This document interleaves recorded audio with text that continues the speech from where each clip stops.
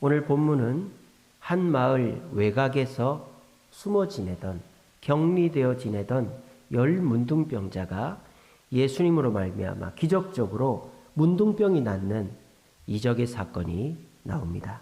이것은 누가복음에 밖에 나오지 않아요. 누가가 바울이 감옥에 갇혀 있을 때 2년 동안 조사해서 발견한 예수님의 사건입니다. 자, 그런데 오늘 이 본문에서 몇 가지 특징적인 것은 이 사람들은 예수님 곁에 나오지를 않았다라는 것입니다. 오늘 성경에 뭐라고 되어 있습니까? 12절에 보시면 한 마을에 들어가시니 나병 환자 10명이 예수를 만나 어디서?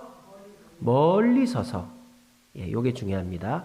10명의 첫 번째의 위치는 예수님 곁이 아니라 예수님께서 멀리 서 있었다라는 거예요. 거기서 불러서 얘기를 하는 거죠. 우리를 고쳐달라고. 그랬더니 예수님도 어떻게 하십니까? 너희들이 낫기를 원하냐. 보통 보면은 예수님이 무엇을 원하느냐 또는 낫기를 원하느냐 그러잖아요. 그런 거 없어요. 그냥 예수님이 뭐랍니까? 제사장에 가서 너희 몸을 보이라 그랬어요. 그랬더니 이 사람들이 예수님 말에 순종을 한 건지 포기를 한 건지 그냥 터덜터덜 제사장에게로 마을로 향해 가는데 어떻게 됩니까? 가는 중에 몸이 깨끗해진 거예요. 나은 거죠. 그러니까 하나님의 역사가 일어난 것입니다. 자, 그런데 이 10명이 낫기까지 뭔가 과정이 깨림직하죠. 이 사람들이 예수님께 나오지도 않았고 예수님도 이 사람들을 만나주지도 않았고 그런데 예수님은 우선적으로 몸을 낫게 해주었다 이 말이에요. 이거는 뭘까요? 그 이후에 뭔가를 해야 되는 거죠. 마치 이런 겁니다. 우리가 이 가게에 가서 카드로 물건을 삽니다. 자, 그러면 그게 거래가 완료가 된 것입니까? 아니죠. 그 가게 주인한테는 수익이 들어온 게 아니잖아요. 그러면 그게 완료가 되려면 어떻게 돼요? 가게 주인이 그 카드 회사에서 돈을 받아야 되는 거죠. 또 이 사람도 어떻게 해야 되는 거예요? 자기 돈이 카드 회사로 빠져나가야 되는 거죠. 그래야 모든 게 완료가 되는 거예요. 그러니까 지금 이 사건 속에서 10명이 나은 것이 문제가 끝난 게 아니라는 거예요. 그런데 여기에서 문제를 완벽하게 끝낸 사람은 10명 중에 몇 명이다? 1명이다라는 거예요. 자, 그 사람의 위치가 중요하죠. 그 사람은 병이 나은 것뿐만 아니라 자신이 지금 이 자리에서 예수님께 받을 수 있는 모든 혜택을 받기 위해서 다시 돌아왔다라는 겁니다. 돌아와서 어떻게 합니까? 멀리 서서 예수님을 부릅니까? 위치가 바뀝니다. 어떻게 됩니까? 16절 보세요. 예수의 어디에? 발 아래 엎드려 뭐하니? 감사하니. 이게 이 10 문둥병자가 해야 될 이 사건의 완성이다 이 말이에요. 멀리 서 있을 게 아니라 가까이 와야 되는 거죠. 우리 신앙생활도 교회 주변에만 있을 게 아니라 교회 내 자리에만 앉아 있을 게 아니라 설교를 남의 말씀으로만 듣는 게 아니라 교회에 들어오고 교회에서 직분을 얻고 봉사를 하고 말씀을 내 말씀으로 들을 때 나에게 완성된 역사가 일어나는 줄로 믿으시기를 바랍니다. 지금 저와 여러분들이 경험하고 이게 받고 있는 은혜는 오늘 이 문둥병자에게 일어난 육신의 고침만의 은혜예요. 여러분, 만약 여러분들이 감옥에서 풀려났다고 생각해요. 교도소에서 풀려났다. 물론 그런 일은 없겠지만 풀려났다고 모든 문제가 끝납니까? 갈 데가 있어야죠. 먹고 살아야죠. 또 자기가 어떤 성격적으로 또는 과거 트라우마에 그런 붙잡혀 있었던 것을 해결해야죠. 그게 뭐예요? 교정이죠, 교정. 그래서 교도소는 감옥이 아니잖아요, 그죠? 사람을 바꿔가지고 내보내는 교정시설이죠. 내보낼 때도 어떻게 합니까? 사회에 적응할 수 있게끔 직업훈련을 시키고 연계를 하게 하죠. 그런데 이 사람이 사회에 나가서 그 사회에서 자기가 해야 될 그런 배운 직업이나 또 가야 될 거주지나 이런 거 안 가면 어떻게 돼요? 다시 교도소로 들어오는 거죠. 우리 그리스도인들도 마찬가지라는 것입니다. 우리가 교회를 나와서 약간의 만족감과 평안감과 기쁨을 누리는 데서 끝내버리면 우리가 더 큰 즐거움을 누리지 못할 뿐더러 내가 예전보다 더 못한 사람이 될 수도 있다는 것입니다. 그러므로 저와 여러분들이 기억해야 될 것은 예수님을 만나고 예수님의 은혜를 경험하는 게 중요한 게 아니라 예수님 가까이 나오고 예수님께 감사를 표현하는 것이 정말 중요하다는 것을 오늘 이 열 문둥병자 이야기를 통해서 알 수 있는 거죠. 그런데 예수님이 물어봅니다. 예수님은 아마도 이럴 줄 아셨겠죠. 예수님은 10명을 고쳐주고 끝났다고 생각을 안 한 거예요. 그러니까 예수님이 물어보죠. 9은 어디 있느냐라고 물어보잖아요. 예수님은 당연히 돌아올 줄 알았거든요. 그런데 9은 돌아오지를 않았던 것입니다. 자, 9명의 문둥병자가 왜 안 돌아왔을까요? 왜 안 돌아왔을까요? 그렇죠. 감사하는 마음이 없었기 때문이죠. 감사하는 마음이 있으면 돌아왔어요. 이 한 문둥병자가 왜 돌아왔습니까? 오늘 성경에 나오잖아요. 발 아래 엎드려 뭐 했다? 감사의 마음을 꽁꽁 싸가지고 예수님께 드리려고, 내가 드릴 건 없고 감사라도 드려야지, 그러고 왔단 말이에요. 나머지 9은 감사가 없으니까 안 돌아온 거예요. 은혜는 받아놓고 감사가 없으니까 돌아오질 않는 거죠. 자, 그러면 이 9의 문둥병자가 감사하지 않았던 이유가 뭘까요?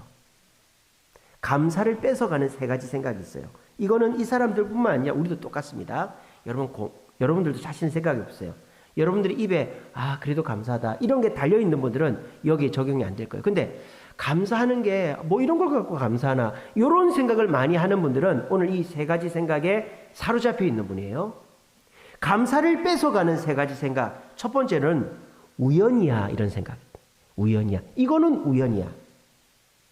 특별히 교회를 나온 지 얼마 안 된 분들, 기도라는 걸 안 하는 분들은 내게 일어나는 일을 하나님과 연결시키는 걸 주저합니다. 이거는 그냥 우연이야. 우연이야. 또는 내가 열심히 해서 된 거지. 이렇게 생각하는 거예요. 그러니까 그 9명의 문둥병자들 중에서도 아마 이거는 우연이야. 예수님이 고쳐주셨던 것 같기도 한데 멀리 서서 날 뭐 어떻게 고쳐주겠어? 이거는 우연이야. 내가 그동안에 막 고치려고 애를 써서 된 거야. 우연이라는 생각을 하면 감사가 없어진다. 또 어떤 게 있을까요? 우선 이것부터. 내 마음에 감사보다 우선하는 것이 있으면 감사가 없어져요. 이 10 문둥병자 그러지 않았겠어요? 이제 문둥병이 나았으니까 우선 제사장에게 보여서 내가 나았다는 표를 얻고 예수님께 가야지. 또 우선 가족들한테 가서 가족들 생사를 확인해야지. 가족들한테 기쁨을 줘야지. 그리고 예수님한테 가야지. 우선 내가 내 재산, 땅, 내 과수원 이런 것들이 제대로 있는지를 확인하고 예수님께 가야지. 이런 분들이 있단 말이에요. 오늘날 많은 그리스도인들 중에서도 이제 교회를 다니면서 이제 우연이 아니라 예수님의 은혜로 내가 합격도 하고 취직도 하고 결혼도 하고 잘 되었다라고 인정을 하는 분들이 계세요. 그런데 감사를 안 하는 분들이 계세요. 어떨 때일까요? 내가 다른 일에 바쁠 때, 직장 일에 바쁘고 사람 만나는 데 바쁘고 이 일에 관련해서 다른 사람들과 축하를 하는 자리에 바쁘고 또 내가 이 일 다음을 준비하는 데 바쁜 사람은 감사를 미룹니다. 감사는 유통기한이 짧아요. 여러분, 유통기한이 하루도 안 가요. 왠지 아세요? 감사하는 마음이 충만하다가도요, 누가 한번 스트레스를 빡 주거나 욕을 한마디 듣거나 내가 안 좋은 일이 딱 생기면 그 감사는 없어집니다. 안개처럼 없어집니다. 그 감사는 어떻게 돼요? 감사의 마음이 드는 그 순간 다른 거를 다 제껴놓고 감사를 해야 감사가 유지가 되는 거예요. 근데 많은 사람들이 일단 교회를 나오면 이제 내가 교회 다녀서 이렇게 마음도 편안해지고 내 삶의 문제도 해결되고 자식들도 잘 되는 것 같으니까 내가 참 감사하다. 그런 마음이 딱 들어요. 근데 그거를 새벽에 와서 수요일에 와서 금요일에 와서 기도하기 전에 마귀가 홀랑 뺏어가 버린단 말이에요. 또 내가 기도하러 와야지 하는데 다른 일로 바빠가지고 감사를 뺏겨버리는 경우가 있습니다. 마지막 세 번째는 뭘까요? 내가 나을 때가 된 거야. 그러니까 자연적인 현상, 시간의 흐름 속에서 이게 이렇게 된 거라고 그냥 그렇게 생각하는 거죠. 어떤 사람입니까? 이성적인 사람이죠. 이성적인 사람. 그러니까 기적을 안 믿는 사람. 그냥 이 어떻게 사람이 무리를 걷냐? 어떻게 이 홍해가 갈라지냐? 어떻게 물고기 2마리 떡 5개로 5,000명을 먹이냐? 홍해는 밀물 썰물로 야타막한 대로 건넜겠지. 물고기 2마리 떡 5개는 다 도시락을 싸갖고 왔는데 혼자 먹으려고 갖고 있다가 어린애가 예수님께 드리니까 부끄러워서 나눠 먹었고 남은 거지. 이런 식으로 해석하는 사람은 기적도 하나님이 기적을 줬는데 이 기적을 하나님의 기적으로 인정을 안 하는 거예요. 이런 사람이 어떻습니까? 이성적으로 신앙생활을 하는 사람입니다. 그러니까 이 사람은 교회도 열심히 나오고 봉사도 열심히 하고 또 감사거리가 있으면 감사도 그때그때 하려고 하는데 뭐가 막습니까? 내 머리가 막는 거예요. 내 머리가. 잠깐만. 이게 기적이라고? 기적이라는 거 가능해? 이거는 그냥 때가 돼서 된 거지. 이거는 기적이 아니야. 이건 자연현상으로 과학으로 얼마든지 설명할 수 있어. 그러는 순간 이 감사거리는 똥치를 해버리는 거예요. 하나님의 역사를 이성으로 풀려고 하고 과학으로 풀려고 하면 하나님은 그 감사는 절대 안 받습니다. 하나님, 저에게 돈을 벌게 해주신 것은 이번에 주식 시세가 올라서 벌게 해주신 줄로 믿고 감사합니다. 그럼 그거는 똥이 되는 거예요. 하나님, 이번에 저희 가게가 매출이 오른 것은 옆에 스타벅스가 생겨서 그 손님들이 몰려와서, 하나님, 우리 가게가 장사가 잘 되는 것은 저희가 몫이 좋은 장소로 옮겼기 때문에 그렇게 되게 해주셔서 감사합니다. 그러면 그 감사는 똥이 돼버린다 말이에요. 이게 뭐예요? 감사를 뺏어가는 세 가지 생각이다. 한번 잘 생각해 보세요. 여러분들은 감사를 즐겨 하는 분들이면 이 세 가지 생각을 안 하고 곧바로 반사적으로 뇌를 안 거치고 그냥 입으로 감사를 쏟아내는 분들이에요. 근데 이 세 가지 생각을 거쳐버리면 감사가 없어져 버려요. 첫째로는 우연이야, 우연. 이거는 우연이 된 거지. 두 번째로는 내가 다른 거 먼저 하고 감사해야지. 세 번째로는 가만, 이거 이성적으로 이거 기적이 아닌데 이렇게 하니까 감사를 놓쳐버린다 이 말이에요. 그러니까 9의 문둥병자는 이 감사를 앗아가는 세 가지 생각에 사로잡힌 것이죠. 오늘 자리에 계신 여러분, 요즘 사람들은 감사를 하지 않습니다. 왜 감사를 하지 않을까요? 지금 이 시대가 감사할 시대가 아니잖아요. 코로나로 물가는 오르고 직원은 못 구하고 너무너무 힘들고 금리가 오르고 막 이런, 그래서 뭐 이렇게 은행에 대출 받아놓은 게 금리가 오르니까는 이것저것 줄여서라도 이거를 막아야 되는 그런 시대에 와 있지 않습니까? 그러니까 하나님이 우리한테 기적을 줘도 이거는 우연이야. 내가 노력해서 된 거지 하나님이 해준 게 아니야. 그리고 내가 일단 내 발등에 불이나 끄고 교회 가야지. 그리고 이거는 하나님의 기적이 아니라 이성적인 거, 이렇게 판단해버리면, 그래서 세상 사람들 감사를 다 안 하는 거죠. 그렇게 되면 누구 손해일까요? 내 손해다. 왜? 한 명만 뭘 받았어요? 오늘 성경에 나오잖아요. 그에게 이르시되 일어나 가라. 내 믿음이 너를 구원하였느니라. 이 사람만 구원을 받았어요. 여기서 구원은 뭘 뜻할까요? 단순히 죽어 천국 가는 것만 말할까요? 아닙니다. 하나님이 지금부터 너의 삶을 책임지겠다는 뜻입니다. 여러분, 우리의 구원이요, 천국에서만 받는 구원이라고 착각하지 마세요. 우리의 구원은 지금부터 너의 발걸음, 너의 생활, 너의 생각, 너의 마음, 너의 모든 문제의 해결의 방법까지 내가 책임지겠다라고 우리를 현실 속에서도 구원하시는 구원의 은혜가 있다는 사실을 기억하시기 바랍니다. 저는요, 9의 문둥병자 어떻게 됐을까요? 병은 나았을지 몰라도 제사장이 너 안 나았다라고 할 수도 있고, 가족들이 흩어질 수도 있고, 재산이 다 사라질 수도 있고, 그 이후의 삶을 책임져 줄 사람이 없는 거예요. 하지만 이 사람은 영적으로도 천국 백성, 천국을 예약받은 사람이지만 예수님께서 이 사람의 삶을 책임져 주시는 것입니다. 왜? 이 사람은 예수님께 감사를 했기 때문이죠. 여러분, 우리가 왜 마땅히 감사해야 되는지 아시겠습니까? 감사를 하면 그 감사가 우리의 삶을 책임을 지는 거예요. 감사가 감사거리를 낳고요. 감사하는 사람에게 좋은 사람이 생기고요. 감사하는 사람이 삶의 기회들을 더 많이 발견하는 거예요. 하물며 하나님께 감사하는 사람이 얼마나 더 큰 복을 받겠습니까? 이 10명의 문둥병자 중에서 한 명만, 하나님 예수님께 나와 감사하는 한 명만 이 병이 낫는 게 중요한 게 아니라 그 외적인 것들을 다 축복으로 받았지만 이 9은 감사를 앗아가는 3가지 생각, 이거는 우연이야.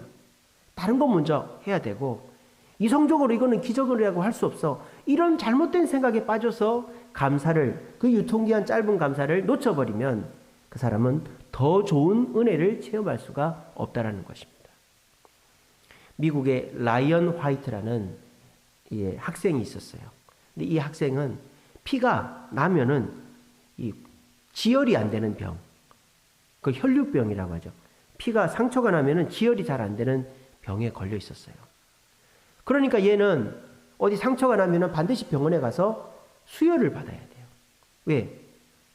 잘 안 나으니까, 이게 지혈이 안 되니까, 지혈제를 발라도 안 되니까 피를 많이 흘리고 수혈을 받는 거예요. 근데 이 수혈을 받다가 얘가 잘못된 피를 수혈을 받은 거예요. 에이즈 환자의 피를 수혈을 받은 거예요. 그래서 얘가 에이즈 환자가 돼버렸어요. 그래도 부모가 얘를 살려보려고 막 약도 먹여보고 이렇게 했는데 그게 한참 옛날 얘기. 요즘은 에이즈 환자 죽지 않습니다. 요즘은 약이 좋아가지고 그냥 복균자 상태로 삽니다. 근데 결국 애를 못 살리고 애가 죽게 된 거예요. 아버지가 엄청난 죄책감에서 애가 죽고 나면은 아버지도 따라 죽을 판이에요. 안 그렇겠어요? 내가 차라리 죽었으면 좋겠다. 생때 같은 자식, 내가 잘못해가지고 죽게 했으니 이 아버지가 이 아이를 보내는 마음이 너무너무 힘든 겁니다. 그래서 애 옆에 앉아가지고 얘야 미안하다 미안하다. 아빠가 죽어야 되는데 그러는 거예요. 그때 이 애가 아빠 나한테 왜 그렇게 했어요? 아빠 나 죽어도 아빠를 용서하지 않을 거예요. 그렇게 대못을 박는 게 아니라 얘가 뭐라는 줄 알아요? 아빠 괜찮아요. 아빠 고마워요 그러는 거예요. 뭐가 고마운데? 아빠가 저를 천국으로 인도해 주었잖아요. 아빠 저는 죽어도 천국 가니까 하나도 불안하지 않아요. 여러분 그 라이언 화이트라는 18살짜리 애가 죽으면서 한 명을 살린 거예요. 누구를 살린 거예요? 자기 아버지를 살린 거예요. 아마 그 아버지는 죽든지 폐인이 되든지 둘 중에 하나가 됐을 것입니다. 근데 이 아이의 감사가 이 아버지를 살렸을 뿐만 아니라 그래도 내 아이를 천국으로 인도했으니 내가 얼른 천국 가서 얘를 만나야지. 그러면서 얼마나 신앙생활을 열심히 했겠습니까? 천국 가서 내가 받은 면류관 우리 애한테 자랑해야지. 얼마나 주님 앞에 충성했겠습니까? 그것이 뭡니까? 감사가 주는 축복이라는 거예요. 죽어가는 애 입에서 나오는 그 감사 한마디가 아빠를 살리고 그 아빠 인생을 책임졌다라는 것입니다. 오늘 자리에 계신 저와 여러분, 우리가 감사할 것이 없는 시기를 살고 있는 것은 맞습니다. 부정하지 않습니다.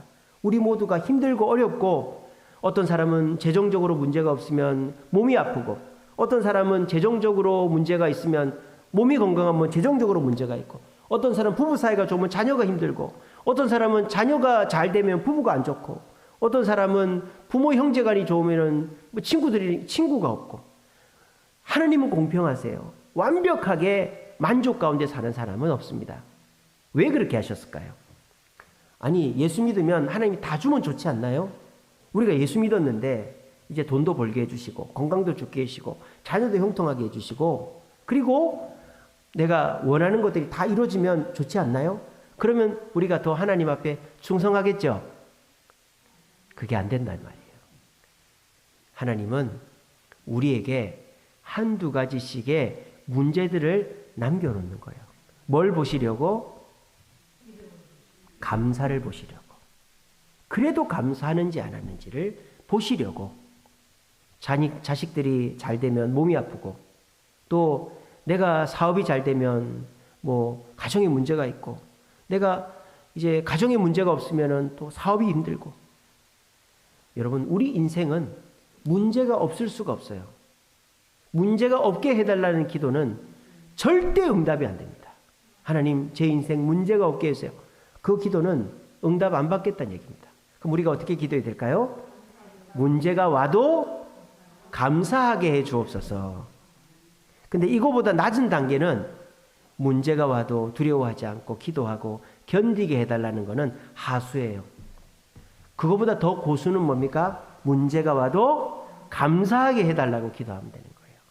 그러면 내 마음도 편안하고 하나님이 이 문제에 개입하게 되기 때문에 그 문제 또한 해결되게 되는 것입니다.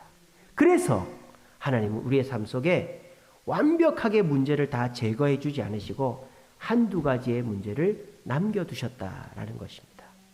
여러분의 삶 속에 문제들이 없는 사람이, 저도 이렇게 멀쩡해 보이지만 저도 문제가 많습니다. 누가 툭툭 와서 건들고요. 다 됐다 싶은데 문제가 또 터지고요. 또 생각지도 못하는 데서 문제가 터지고 이럽니다. 특별히 예배 드리기 전에 주일 앞두고 더 마귀가 저를 못살게 굴고 문제가 많이 생겨요. 그럴 때 저는 어떻게 생각할까요? 그래도 감사하다.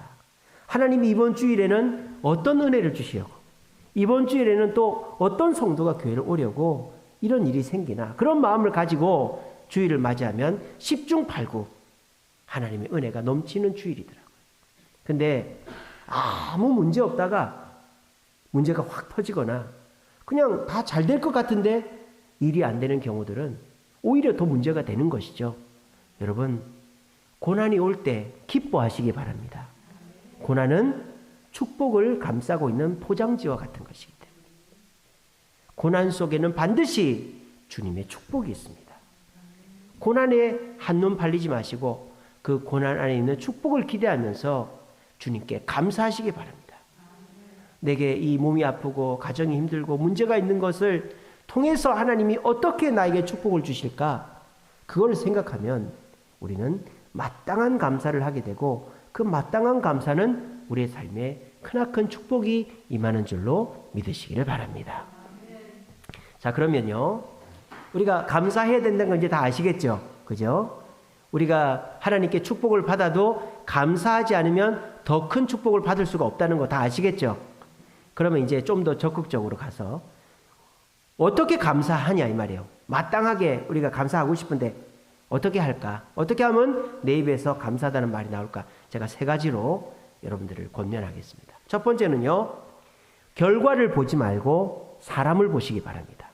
감사를 하려면 내 앞에 놓여진 거를 보면 감사가 안 돼요. 근데 내게 그거를 준 사람을 보면 감사하는 거예요. 예를 들어 볼까요? 우리 강빈이 같은 애가 저한테 과자를 하나 들고 왔어. 과자를 하나 들고 왔다 칩시다. 근데 우리 강유미 사모가 과자를 하나 들고 와서 이거나 하나 먹어봐. 이렇게 하면 제가 감사하겠어요? 이 사람이 주려면 한 봉지를 주든가 내 양도 몰라. 이렇게 되는 거죠. 오히려 화가 나는 거예요. 근데 저 이쁜 강빈이가 과자를 들고 있네. 나중에 하나 줘. 저 이쁜 강빈이가 목사님 요거 하나 드세요. 그러면 제가 어떻게 하겠어요? 아주 정중하게 아이고 감사합니다 이렇게 하겠죠. 이게 뭐예요? 감사는 내게 놓여진 물건을 보면 감사가 안 될 때가 많아요. 근데 그 물건을 주는 사람을 보면 감사가 된단 말입니다. 여러분, 한 문둥병자와 9 문둥병자를 비교해 봅시다. 자, 한 문둥병자는 먼저 9 문둥병자는 뭐에 집중했을까요? 내가 나은 것에 집중을 한 거죠.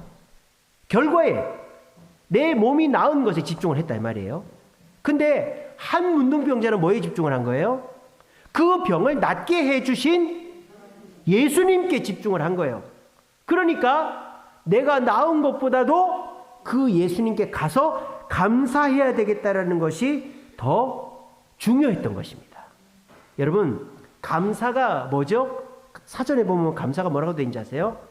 베풀어 주신 호의에 대한 표현이다 이렇게 되어 있어요. 베풀어 주신 호의에 대한 표현이 감사예요. 그러니까 이 감사라는 것은 상대방이 나한테 뭘 베풀어 줬는데 그냥 넘어가지 않고 내가 뭐 조그마한 선물을 주든지 뭐 줄 거 없으면 말로라도 때우는 게 감사다라는 거예요. 근데요, 우리가 내가 아무리 큰 거를 받았어도 감사는 간단하게 할 수 있죠. 뭐로 할 수 있어요? 뭐로 할 수 있어요? 말로 할 수 있어요. 말로. 그러니까 감사는 돈이 많이 들지 않아요. 내가 받은 만큼 돌려주는 게 감사가 아니죠. 그거는 받는 사람이 엄청 부담스럽죠. 내가 적게 줘서 저렇게 주나, 도로 돌려주나. 여러분들이 뭔가를 받는 거를 굉장히 부담스러워하는 분들이 계세요. 그러면 안 돼요. 주는 것에 대해서는 감사하게 받을 줄도 알아야 되는 거예요. 근데 그게 부담스러워가지고 받은 지 얼마 안 돼가지고 또 나도 해야 되겠다 이러면은 그거가 더 상대방한테 부담을 줄 수 있는 거예요. 그냥 감사하게 받고 내가 그 사람이 준 것에 대한 성의 표시로 조그만 거를 주면 그게 100%의 감사가 되는 거죠. 그래서 여러분, 감사는 어려운 게 아니죠. 내가 100억을 받았어도 말로 감사할 수 있어요. 내가 차를 선물 받았어도 말로 감사하면 되는 거예요. 우리 송광철 집사님이 교회 차를 사줘도 우리가 송광철 집사님한테 뭐를 큰 걸 해줬습니까? 휴대폰 바꿔주고 그랬습니까? 그냥 우리 교인들 앞에서 감사하다고 박수 한번 쳐준 게 끝이잖아요. 그래도 송광철 집사님은 그게 흡족하다 이 말이에요. 감사란 그런 것입니다. 왜? 감사는 물건이 중요한 게 아니라 그 감사를 베풀어 준 사람이 중요하기 때문입니다. 여러분들은 왜 감사를 안 하는 줄 아세요? 물건을 보기 때문에. 뭐 이런 거, 이 정도, 그렇게 생각하면 감사가 안 됩니다. 뭐 이 정도 가지고 뭐 감사를 하고 그러나. 근데 엄청나게 큰 게 오면은 감사하겠다. 근데 그런 건 또 안 온다 이 말이에요. 내가 기대하는 만큼. 여러분들이 아내한테 오늘 저녁에 삼겹살이라도 좀 구워놨을라나? 그래 딱 들어갔는데 된장찌개 하나 있다. 그럼 감사가 안 되는 거죠? 그럼 아내는 어떻게 했어요? 내가 열심히 해놨는데 이게 뭐야? 이렇게 되는 거죠. 애들이 내 생일날 엄마가 휴대폰 바꿔주겠지 했는데 용돈 10,000원 줬다. 그러면 감사가 안 되는 거죠. 이게 뭐예요? 물건을 보고 하면은 감사가 안 되는 거예요. 근데 그 사람을 보는 거죠. 집사람도 나만 일하는 게 아니라 집사람도 일하는데 애들 키우는데 바쁜데 나를 위해 저녁을 준비해놨네. 평소에는 국 한 솥 끓여놓고 그냥 밥도 전기밥솥에 있는 거 먹게 하더니 오늘은 그래도 된장찌개도 새로 끓여놓고 밥도 새로 했네. 여보 고마워. 이러면 그 다음날 삼겹살이 나오는 줄로 믿으시기를 바랍니다. 자식들도 아이고 이번 생일날 이게 뭐야. 그러지 않고 엄마 감사해요. 그러면 얼마 지나지 않아서 너 입학하니까 이거 써. 이거 해줄게. 그런 일이 일어나는 거예요. 여러분, 감사는 물건을 보지 말고 사람을 보시기 바랍니다. 더더군다나 우리가 감사해야 될 대상이 누굽니까? 천지를 창조하시고 생사화복을 주관하시고 심판주로 오실 하나님 아닙니까? 하나님이 우리한테 감사하라고 돈을 갖다 바치라고 합니까? 뭐 집을 갖다 바치라고 합니까? 시간을 다 갖다 바치라고 합니까? 말 한마디면 됩니다. 하나님 감사합니다. 지금 따라해 봅시다. 하나님 감사합니다. 돈 듭니까? 어렵습니까? 힘듭니까? 우리 주님은 그것으로 만족하신다라는 거예요. 마땅한 감사는 감사의 대상을 볼 때 마땅한 감사가 됩니다. 우리 모두 사람 사이에서도 물건을 보지 마시고 사람을 보고 감사하는 것을 자주 하시고 하나님께도 하나님 우리에게 원하는 것은 큰 것이 아니라 감사의 말 한마디다. 이걸 기억하시고 감사의 말을 하기 위해서 여러분들 하나님 감사합니다. 이 말을 꾸준히 하심으로 감사를 습관으로 할 수 있는 저와 여러분 되시기를 간절히 바랍니다. 두 번째로 우리가 마땅한 감사를 하려면 어떻게 해야 되느냐. 감사거리만 봐라 하는 것입니다. 감사거리만 봐라. 이건 또 무슨 말인가? 그러면 감사거리가 있는데 감사를 안 한단 말인가? 예, 그렇습니다. 저와 여러분들이 그렇습니다. 감사할 것이 있는데 감사를 안 하는 거예요, 우리는. 9 문둥병자가 그랬다 이 말이에요. 9 문둥병자는 예수님만 바라본 것이 아니라 바라보고 생각해야 될 게 너무 많았던 거예요. 그러니까 예수님께 나오는 거를 잊어버리거나 미루거나 그냥 우연으로 생각한 거죠. 그런데 이 한 명의 문둥병자는 예수님만 생각을 했다 이 말입니다. 자, 9명의 문둥병자 중에서 왜 예수님께 안 오고 제사장에게 먼저 가고 가족에게 먼저 가고 뭐 그렇게 생각을 했을까요? 걱정이 많아서 그런 거예요. 걱정이. 내가 몸이 나은 게 끝이 아니라 제사장이 인정을 해줘야 되고 가족들이 나를 반겨줘야 되고 내가 먹고 살 것이 있어야 되니까 그것이 머릿속에 먼저 밟히니까 감사가 안 되는 거죠. 저와 여러분들도 마찬가지지 않나요? 은혜를 받았으면 그거로 만족하고 감사하면 되는데 내가 이거 다음에 것까지 생각을 하고 이 정도 가지고는 안 되는데 그러니까 감사가 안 되는 거 아니겠어요? 우리의 삶 속에 감사할 것과 감사 안 할 것은 동시에 존재합니다. 여러분들이 몸이 한 군데가 나오면 한 군데가 또 아플 수 있어요. 첫째가 말을 잘 들으면 둘째가 말을 안 들을 수 있어요. 손님이 많이 와서 매출은 오르는데 내 몸이 힘들 수 있어요. 그럴 때 감사를 안 하는 사람은 둘째한테 집중합니다. 감사를 안 하는 사람은 몸이 힘든 것에 집중합니다. 감사를 안 하는 사람은 다른 것에, 부정적인 것에 집중합니다. 그러면 감사를, 좋은 일이 아무리 많아도 감사를 안 하는 거죠. 그러면 하나님은 그런 사람한테 감사거리를 주지 않겠죠. 그죠? 여러분들의 삶 속에서도 마찬가지입니다. 하나님은 여러분의 삶 속에 감사를 다 흐트려져 놨어요. 근데 어떤 사람은요, 굳이 저 구석에 있는 불평거리들 말입니다. 그것도 5년 전 거, 10년 전 거를 끄집어내가지고 저 사람이 전에도 저러더만 또 이럴 거야. 굳이 잘 되고 있는데 옛날에 내가 실수하고 잘못된 거 그걸 끄집어내가지고 또 이렇게 되면 어떡하지? 굳이 하나님이 은혜 주시는데 하나님이 전에도 내 기도 안 들었는데 그런 거를 끄집어내가지고 부정적으로 보고 불평하면 그 사람은 감사를 안 한다 이 말이에요. 여러분 왜 옛날 거를 굳이 끄집어냅니까? 여보 당신 예전에도 그러더니 또 그럴 거지. 왜 그렇게 해요? 애들한테 야 너 앞으로도 이렇게 해야 돼. 너 옛날에도 이렇게 했었잖아. 왜 애한테 그런 얘기를 해요? 여러분들이 지금 잘하는 거, 지금 눈앞에 있는 감사거리로 감사하는 것도 중요한데 왜 옛날 거를 끄집어내가지고 또 그 사람한테 얘기하고 상처를 주고 또 옛날 걸 끄집어내서 내 감사가 싹 사라지게 아니야 이 말입니다. 우리 눈앞에는 감사할 것과 감사 안 할 것이 동시에 존재한다 이 말입니다. 여러분 굳이 옛날 거 끄집어내지 마세요. 지금 내 남편을 보세요. 지금 내 아이를 보세요. 내 아이가 옛날에는 1등을 했는데 지금은 뭐 10등을 한다. 그러면 감사가 안 되는데 얘가 10등 하다 9등을 했다. 그러면은 감사를 안 하는 부모는 어떻게 할까요? 야, 너 옛날에 10등 했잖아. 너 9등이 뭐야? 똑바로 해. 이러면은 애도 공부를 안 하고 부모도 감사가 없는 거예요. 근데 옛날에 10등 했던 걸 잊어버리고 야, 너 그래도 9등, 10등 하다 9등 했으니까 잘했다. 그럼 걔는 8등 하는 거예요. 7등 하는 거예요. 다시 1등 하는 거예요. 우리의 삶도 마찬가지입니다. 하나님은 우리의 눈앞에 제가 아까 말씀드렸죠. 우리의 고난을 다 걷어가지 않으신다고. 뭐를 보려고? 감사를 보려고. 좀 더 구체적으로 말씀드리면 감사만 보는지 확인하려고 내 삶 속에 하나님이 주신 은혜가 있는데 일어난 문제만 보는 사람한테는 문제가 하나 더 생깁니다. 하지만 내 삶 속에 감사가 있고 문제가 있는데 감사를 보는 사람은 하나님은 감사를 늘려주실 줄로 믿으시기를 바랍니다. 우리 모두 감사와 문제가 동시에 존재할 때 감사를 봄으로 마땅한 감사를 함으로 감사의 개수를 늘려갈 수 있는 감사거리가 많아질 수 있는 저와 여러분 되기를 간절히 바랍니다. 마지막 세 번째로 어떻게 마땅한 감사를 할 수 있냐? 자주 해야 돼요. 감사라는 말을 자주 해야 돼요. 외국 사람들은 땡큐를 입에 달고 살잖아요. 땡큐. 감사를 자주 해야 돼요. 어떤 맞벌이 부부가 있었어요.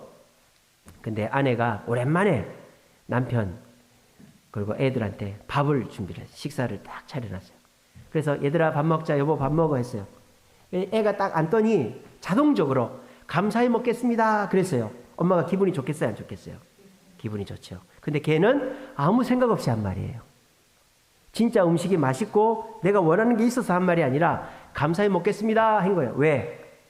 유치원에서 자주 하니까 선생님이 시켜서 맨날 밥 앞에 놓고 감사해 먹겠습니다. 그러고 먹었으니까. 걔는 감사가 습관이 된 거죠. 근데 남편은 아까 제가 그랬죠. 감사를 못하는 사람은 생각이 많다고. 이거는 우연이 된 거야. 우선 해야 될 일이 있는데 이건 이성적으로 말이 안 되는데 생각이 많은 사람 감사가 없어져요. 그 남편도 밥상을 가만히 쳐다보는 거예요. 야, 이 된장찌개가 맛이 있을까? 이 색깔이 좀 이상한데, 냄새가 좀 이상한데. 그러니까 이 남자가 감사가 안 나오는 거예요. 뭐라고 그랬는지 알아요? 간신히 먹겠습니다. 그랬다는 거예요. 그러니까 웃으라고 감사히가 아니고 간신히 먹겠습니다. 그랬더니 아내가 웃더랍니다. 근데 그 다음 날부터 당신이 밥 차려 이랬답니다. 우스갯소리입니다만 그만큼 자동 반사적으로 나오는 감사도 중요하다라는 거예요.